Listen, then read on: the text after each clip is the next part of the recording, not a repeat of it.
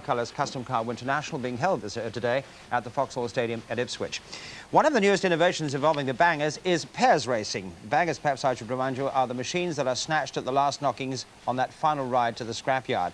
But that should not suggest that the drivers take the actual racing anything but seriously. They are very committed indeed. For the best pairs racing we're about to see, two bangers are chained together around the door pillars, and so a high degree of coordination between the two drivers is essential. The race over 12 laps, and commentating on this three-legged event for cars is Nigel King. Well, I don't know whether it's a case of 3 legs or 8 wheels, but one way or another, there's going to be a few problems ahead for these lads over the next 12 laps. This is the warming-up lap, just to get the feel of things. And when they come round across the line, they've got 12 laps to go. And we've got problems already, as you can see.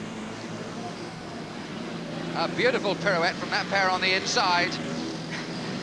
And right onto the speedway track. And of course, that speedway track on the inside is rather wet shale, and they're going to find once they get stuck on that inside, they're going to find it a little bit difficult. And look at the jam ahead there as they go down to that bend.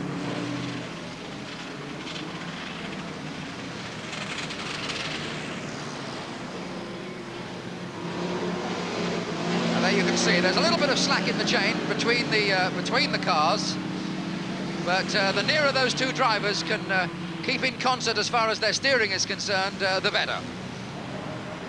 Because it's bad enough trying to keep one of these cars facing the right way when you're on your own, without someone else pulling against every move you're trying to make. Slight structural damage at the front there, the bumper scraping underneath. Let's hope it doesn't get jammed underneath the wheels. 2 laps gone now, and we're just trying to sort out the first place men as another pair of them go crashing into the fence.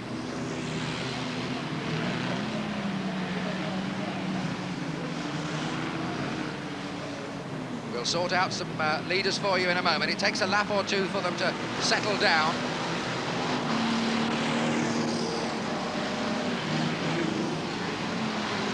And you can see the steering problems there. The car on the inside wants to go towards the outside of the track, the one on the outside wants to go towards the inside, and I don't know how long they're going to last in that sort of state.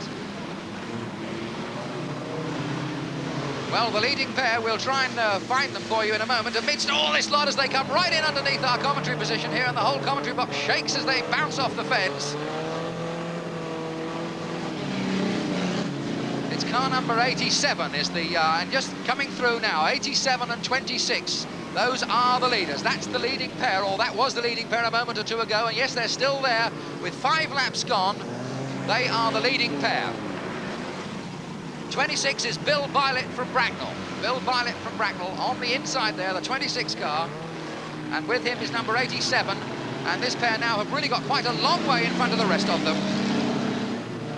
Whoops. A bit of a problem there, and really a lot of congestion there, the whole track blocked. Only way to get past, of course, is to go through on the inside, which means getting onto that muddy, slippery speedway track on the inside. But this pair still there, still going well. 5:46 somewhere is the second one, and they've managed to straighten up their wheels on this pair, but there's an awful lot of steam. It must be getting like a Turkish bath in that cab. And there's those leaders. They're going to be in trouble because the pair behind managed to have shoved them in. I think they've broken the chains. I think they've broken the chain, or one of the chains. They're down to about 1 chain on that leading pair. And, of course, if they break the chains completely, they'll be disqualified. That pair behind, certain to try and undo them, literally, as they come round the turn. But they've got their own problems. And, in fact, they pirouette out and leave this pair going. And there's still 1 chain intact. 1 chain is still intact. And there's about 4 more laps to go now. It's just the rear chain that's holding them together. They've got to drive carefully now, because of undue strain on that will snap that or pull some of the bodywork away.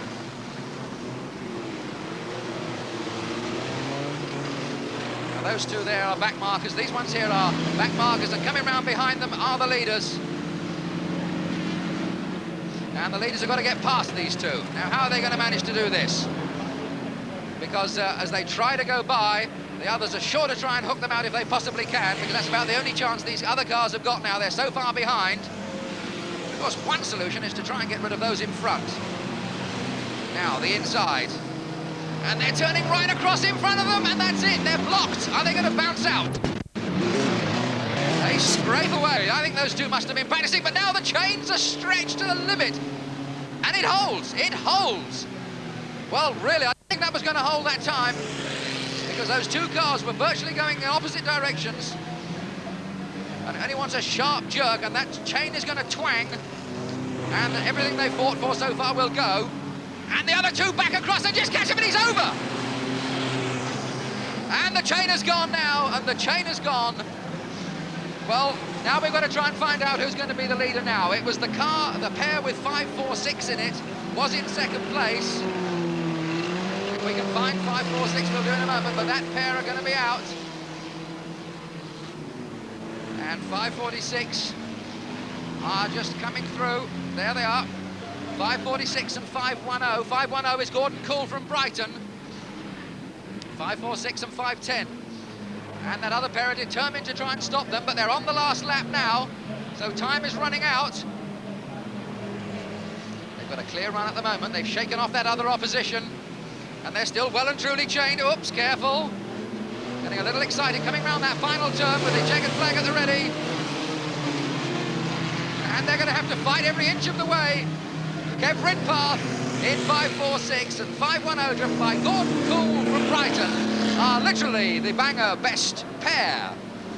Undoubtedly the turning point in this one was when they were down, of course, to just the one chain holding them together. They got round the bend clear, but then they had to run the gauntlet of other cars as they came down the back straight, and there was a pair of cars just sitting there waiting for them and waiting for the chance, and here it came.